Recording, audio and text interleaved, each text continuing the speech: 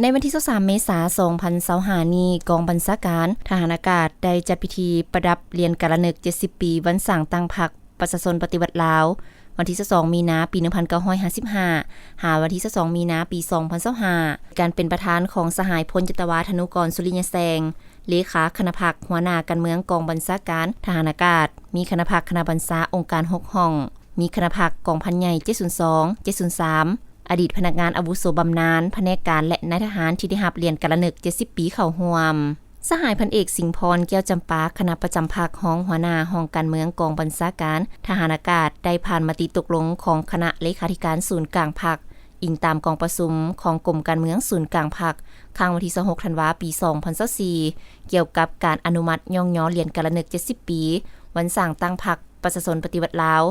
คณะเลขาธิการศูนย์กลางพรรคตกลงประดับเรียนการละนึก70ปีวันสร้างตั้งพรรคประชาชนปฏิวัติลาวให้สมาชิกพรรคประจำการกระทรวงป้องกันประเทศในนี้กองบัญชาการทหารอากาศจำนวน63สหายที่มีผลงานคุณงามความดีในภารกิจปกปักรักษาและสร้างสรรค์พัฒนาประเทศชาติในตลอดระยะผ่านมาโอกาสนี้สหายประธานยังได้กล่าวบทสรรเสริญสดุดีในพิธีประดับเรียนการละนึกวันสร้างตั้งพรรคประชาชนปฏิวัติลาวครบรอบ70ปีว่า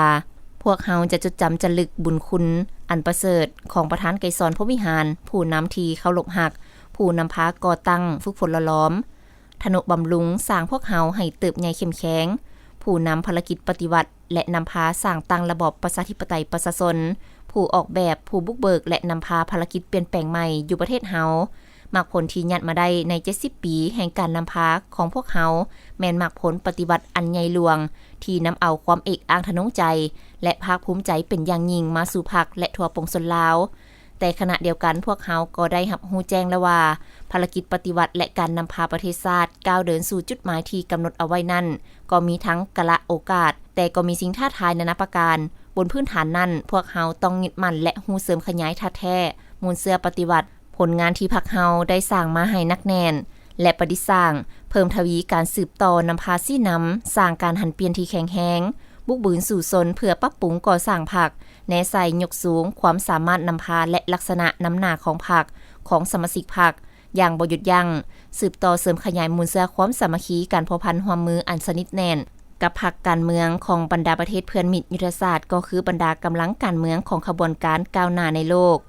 สืบต่อเป็นเจ้าการปฏิบัติการร่วมมือกับสากลคู่ร่วมมือพัฒนาอย่างตั้งหน้าเพื่อภารกิจการพัฒนาประเทศชาติของพวกเฮาเพื่อสืบต่อเสริมขยายพลกรรมประวัติศาสตร์อันยิ่งใหญ่ภารกิจปฏิวัติของพรรคเฮาให้ดำเนินไปด้วยความนักแน่นและมีไซ